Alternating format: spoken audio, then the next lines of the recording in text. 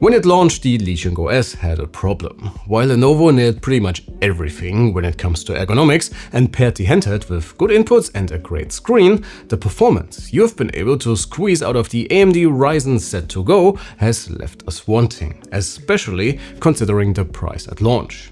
But already during CES, Lenovo announced that the Go will not only come in its Windows flavor we tested earlier this year, but the Legion Go S was also amongst the first devices, after the original Steam Deck of course, that shipped natively with SteamOS. So let us see if Valve's tailor-made OS for handhelds is the better fit for the 8-inch handheld. Let's get into it. When it comes to overall specs, our SteamOS Legion gets a slight head start as it doubles the RAM and storage of the Windows model we tested in early 2025, which should already help the AMD Ryzen Z Go in certain scenarios. Apart from that, everything else about this puppy is pretty much identical, even though the Steam variant comes in an awesome dark purple color that looks absolutely incredible if you ask me. The screen remains the same, and for a handheld device there's absolutely nothing to complain about with the 120Hz Full HD panel.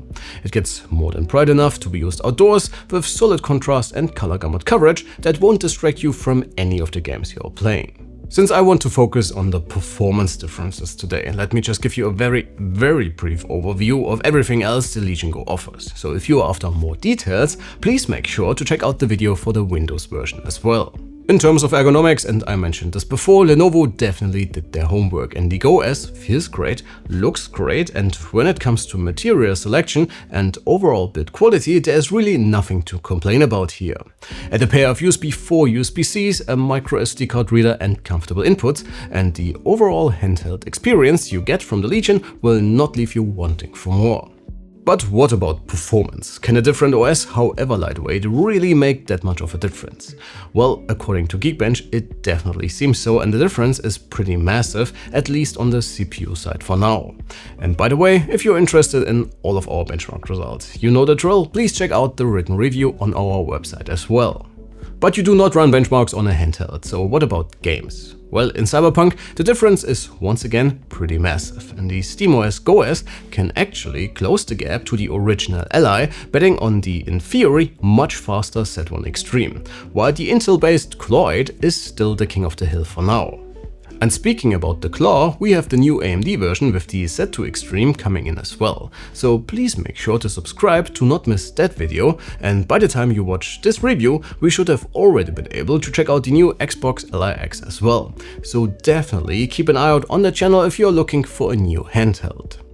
Changing gears to GTA 5 tells a similar story to Cyberpunk, with a pretty sizable increase in FPS, and in Lara Croft's evergreen adventure Shadow of the Tomb Raider, Valve's custom OS brings things into almost playable territory, despite the fact that we are still dealing with the same underlying silicon here.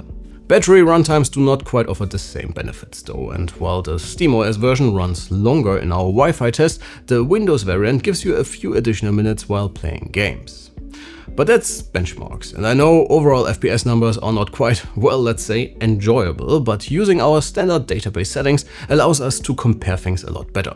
So how do these results translate into your user experience? Well, I personally prefer Windows as an operating system for handhelds, and I know I'm definitely not in the majority here, and I will be the first one to admit that the SteamOS experience is a lot more streamlined than fumbling around with your standard Microsoft desktop. So if you either have all of your games on Steam, or if you are a casual gamer that does not want to deal with the usual Windows update and setup shenanigans, or if the Legion Go S is simply your secondary couch gaming device, and given the fact that you will get better performance out of the same core components, then the dark purple Go S is for sure the clear recommendation. That said, if you prefer the flexibility of Windows when it comes to game launcher support, and considering the fact that the Windows Go S has come down in price quite significantly, you still might want to review your personal preferences before pulling the trigger.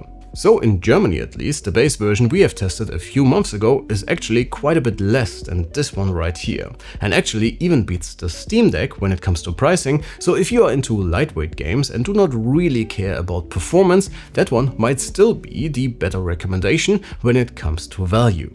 So once again, I would say there's not a clear winner here, even though the SteamOS Go S will probably be the better option overall for most people. If you do not want to opt for the Steam Deck OLED, that is. And after all, you can get it in this awesome color, which would already almost be enough for me personally. But as always, let me know what you think in the comments below. Windows, SteamOS, or an entirely different handheld. And with that, we are already done for today. Thanks a ton for watching, folks. Again, make sure to leave a like and especially your subscription. We have a ton of new handheld videos coming. My name is Alex, you have been fantastic, and I cannot wait to see you all in the next one. Take care.